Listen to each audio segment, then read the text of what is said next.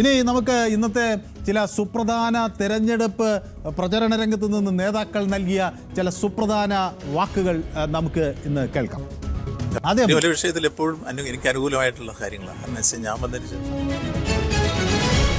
ശബരിമല സ്വർണ്ണക്കൊള്ള ചർച്ച ചെയ്താൽ തനിക്ക് അനുകൂലമായ നിലപാടുണ്ടാകും എന്നാണ് ഏറ്റുമാനൂരിലെ ഇടത് സ്ഥാനാർത്ഥി VN വാസവന്റെ പ്രതികരണം. ശബരിമല വിഷയത്തിൽ എപ്പോഴും എനിക്ക് അനുകൂലമായിട്ടുള്ള കാര്യങ്ങളാണ്. ഞാൻ വന്നതിന് ശേഷമാണല്ലോ ഈ കള്ളന്മാരെ പിടിച്ചകത്തിട്ടത്. ഇത് തെളിയിക്കാൻ കഴിഞ്ഞതും ഇതിനു മുമ്പ് ജനങ്ങളിൽ നിന്ന് അതിന്റെ റിയാക്ഷൻ കിട്ടുന്നുണ്ടല്ലോ. അവർ കൃത്യമായിട്ടത് പറയുന്നുണ്ട്. കാരണം നല്ല ഭംഗിയായിട്ട് നമ്മൾ ഇൻവെസ്റ്റിഗേറ്റ് ചെയ്തു, നമ്മൾ നല്ല അന്വേഷണം നടത്തി, കള്ളന്മാരെല്ലാം പിടിച്ച് ജയിലിട്ടു, പൊന്ന് അയ്യപ്പന് കൊടുത്തു. അപ്പോൾ ഈ വിഷയത്തെ സംബന്ധിച്ചിടത്തോളം ഈ കാലഘട്ടത്തിൽ മാത്രമാണ് അത് പിടിക്കാൻ കഴിഞ്ഞത്. പിന്നെ 2 വർഷത്തെ ശബരിമല തീർത്ഥാടനം ഏറ്റവും ഭംഗിയായി തീർത്ഥാടന ദർശനം നടന്ന ഈ കാലഘട്ടത്താണ്.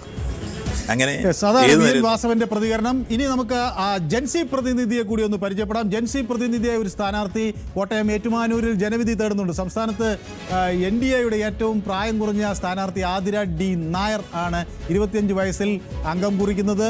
അധ്യാപനം, ക്ലാസിക്കൽ ഡാൻസ്, സംഗീതം തുടങ്ങിയ മേഖലകളിലൊക്കെ ആതിര തൻ്റെ പ്രാഗൽഭ്യം തെളിയിച്ചു. സംരംഭകയാണ്. അപ്പോൾ 2020 സ്ഥാനാർത്ഥിക്ക് എന്താണ് പറയാനുള്ളതെന്ന് ചുരുങ്ങിയ വാക്കുകളിൽ നമുക്ക് കേൾക്കാം. ഞാൻ നിൽക്കുന്നതിന് എൻ്റെ ഓപ്പോസിറ്റായിട്ട് നിൽക്കുന്നത് ഇപ്പം നിലവിൽ മന്ത്രിയായിരിക്കുന്ന സർ വാസവൻ സാറാണ്.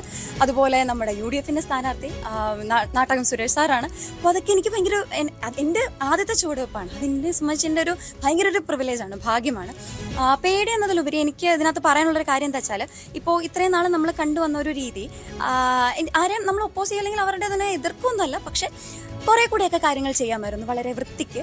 അതിലൊരു ഇംഗ്ലീഷിലൊരു വേർഡിങ്സ് ഉണ്ട് ആക്ച്വലി, അതായത് modern problems requires modern solution എന്നാണ്. അപ്പോൾ അത് നമ്മൾ modern problem requires modern solutions. അപ്പോൾ പുതിയ ആളുകൾ, പുതിയ തരം പ്രശ്നങ്ങൾ വരുന്നു, അപ്പോൾ പുതിയ തരം പ്രവർത്തനങ്ങൾ വേണം എന്നാണ് 2020 സ്ഥാനാർത്ഥി പറയുന്നത്. ഏതായാലും അവിടെ ബാലുശ്ശേരിയിൽ ഞങ്ങളുടെ പ്രതിനിധി ഇന്ന് സന്ദർശിച്ചപ്പോൾ അവിടെ ജീവിത പങ്കാളിയായ ആര്യ രാജേന്ദ്രനെ കുറിച്ചുള്ള ചർച്ച അവിടെ നടക്കുന്നു. ബാലുശ്ശേരിയിൽ പ്രചരണത്തിന് എത്തുമോ എന്ന ചോദ്യം ആണ് സച്ചിൻ ദേവിന് ഏറ്റവും പ്രധാനമായി നേരിടേണ്ടി വന്നത്. തിരുവനന്തപുരത്തെ പാർട്ടിയുടെ ജില്ലാ കമ്മിറ്റി അംഗം എന്നുള്ള നിലയിൽ ആര്യ ഇപ്പോഴും പ്രവർത്തിക്കുന്നുണ്ട്. സ്വാഭാവികമായിട്ടും CPIMന്റെ ഒരു അംഗം ഒരു പാർട്ടി കമ്മിറ്റിയിൽ പ്രവർത്തിക്കുന്ന ഒരാൾക്ക് പാർട്ടിയാണ് ഓരോ ചുമതല കൊടുക്കുന്നതും ഓരോ സ്ഥലത്തും നിയോഗിക്കുന്നത്.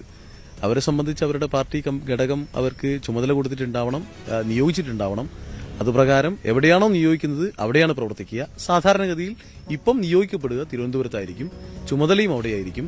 രാഷ്ട്രീയ പ്രവർത്തനം എന്നുള്ള നിലയിൽ അവിടെ കാര്യങ്ങൾ നിറവേറ്റി പോകുന്ന രീതിയാണ് ഉണ്ടാവുക. പങ്കാളിയുടെ മണ്ഡലത്തിൽ പ്രചരണത്തിനായി എത്താൻ സാധ്യത കുറവാണെന്നാണ്. സാധാരണഗതിയിലൊരു പങ്കാളിയല്ല, അവർ പാർട്ടിയുടെ ഒരു കമ്മിറ്റി അംഗമാണ്, പാർട്ടി അംഗം. അതാണ് അവർക്ക് ഇനി അവിടെ തിരുവനന്തപുരത്ത് തന്നെയായിരിക്കും മത്സരിക്കുക, ബാലുശ്ശേരിയിൽ എത്തില്ല.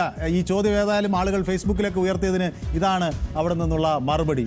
അബ്ദുറഹ്മാൻ താനൂരിൽ നിന്ന് തിരൂരിലേക്ക് മാറുന്നത് UDFന്റെ വിജയത്തെ തടയില്ലെന്ന് തിരൂരിലെ UDF സ്ഥാനാർത്ഥിയും നിലവിലെ MLAയുമായ കുറുക്കോളി മൊയ്തീനും പറഞ്ഞു. ആ വാക്കുകൾ കേൾക്കാം. കാരണം അദ്ദേഹത്തിൻ്റെ ഈ ദ്രോഹ നടപടികൾ, ഗവൺമെൻറ്റിൻ്റെ ജനവിരുദ്ധ നയങ്ങൾ തിരിച്ചറിയുന്ന ആളുകളാണ് ഈ മലപ്പുറം ജില്ലയിലും തിരൂരിലുമൊക്കെയുള്ള ജനങ്ങൾ. സ്വാഭാവികമായിട്ടും അതിന് പാകത്തിലുള്ള പ്രതികരണമാണ് ഇവിടുത്തെ ജനങ്ങളിൽ നിന്നുണ്ടാവുക. അതുകൊണ്ട് ഈ UDFനെ ഭിന്നിപ്പിക്കാമെന്ന് ഒരു വ്യാമോഹവും വേണ്ടതില്ല. അതാണ് ഇടുക്കിയിൽ മറ്റൊരു ചെറിയ ചർച്ചയാണ് നടന്നിരുന്നത്. അവിടെ നമ്മുടെ മുതിർന്ന CPM നേതാവും മുൻ മന്ത്രിയുമൊക്കെ ആയിരുന്ന NM മണിക്ക് നിയമസഭാ തെരഞ്ഞെടുപ്പിൽ ഇത്തവണ സീറ്റ് കിട്ടിയില്ല എന്നുള്ള കാര്യം എല്ലാവർക്കും അറിയാം. അപ്പോൾ ഉടുമ്പൻചോലയിൽ മണിയുടെ പേരാണ് പക്ഷേ ആദ്യം CPM ജില്ലാ സെക്രട്ടേറിയറ്റ് സംസ്ഥാന നേതൃത്വത്തിന് നൽകിയത് എന്നാണ് പുറത്തു വന്ന വിവരം. എന്നാൽ സംസ്ഥാന സെക്രട്ടേറിയറ്റ് ആ പട്ടിക തിരുത്തിയെന്നും പിന്നീട് പുതിയൊരാൾക്ക് അവിടെ സ്ഥാനാർത്ഥിത്വം നൽകിയെന്നുമാണ് വാർത്താമാധ്യമങ്ങളിൽ വന്നത്. മണിക്ക് പകരം KK ജയചന്ദ്രൻ ഉടുമ്പൻചോലയിൽ LDF സ്ഥാനാർത്ഥിയായി. അങ്ങനെ സംസ്ഥാന നേതൃത്വത്തിൻ്റെ അഭിപ്രായം ജില്ലാ സെക്രട്ടേറിയറ്റ് നൽകി. ജില്ലാ സെക്രട്ടേറിയറ്റ് അംഗീകരിച്ചു. MM മണിക്ക് മണ്ഡലത്തിൽ 3ാം തവണയും സീറ്റ് നൽകണമെന്ന ജില്ലാ സെക്രട്ടേറിയറ്റ് ആദ്യ തീരുമാനം അങ്ങനെ നടപ്പിലായില്ല.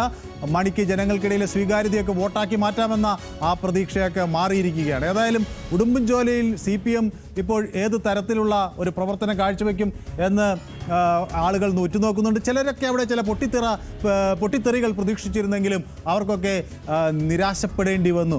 നോക്കാം ഉടുമ്പൻചോലയിൽ തനിക്ക് പകരക്കാരനായി എത്തിയ LDF സ്ഥാനാർത്ഥി KK ജയചന്ദ്രനെ കുറിച്ച് എന്താണ് മണിക്ക് പറയാനുള്ളത്.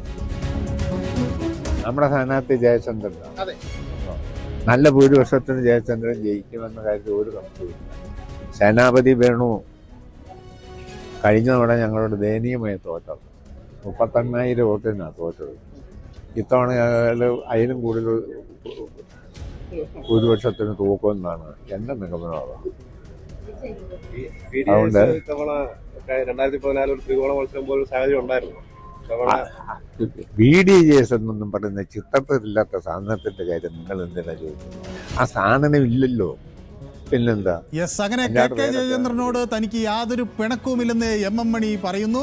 പ്രചരണ പരിപാടികളിൽ സജീവമായി തന്നെ പങ്കെടുക്കും, കഴിഞ്ഞ തവണത്തേക്കാൾ ഭൂരിപക്ഷം ഇത്തവണ ഉണ്ടാകും എന്ന് പറയുന്നു. BDJS ഒക്കെ തെരഞ്ഞെടുപ്പിൽ മാത്രം പൊട്ടിമുളയ്ക്കുന്ന ഒന്നാണ് എന്നൊക്കെയുള്ള തരത്തിലുള്ള പരിഹാസമാണ് MM മണി എന്ന് നടത്തുന്നത്. ഏതായാലും എല്ലാവർക്കും തികഞ്ഞ പ്രതീക്ഷയാണ് ഈ തെരഞ്ഞെടുപ്പിൽ ഉള്ളത്. വോട്ടെണ്ണി അവസാനിക്കുമ്പോൾ ആ പ്രതീക്ഷകളിൽ ഏതൊക്കെ മുഖങ്ങൾ അങ്ങനെ പ്രതീക്ഷിച്ചവരിൽ പുഞ്ചിരിക്കും എന്ന് നമുക്ക് കാത്തിരുന്ന് കാണാം. കൂടുതൽ വാർത്തകൾക്ക് News 18 Keralam YouTube channel subscribe ചെയ്യുക.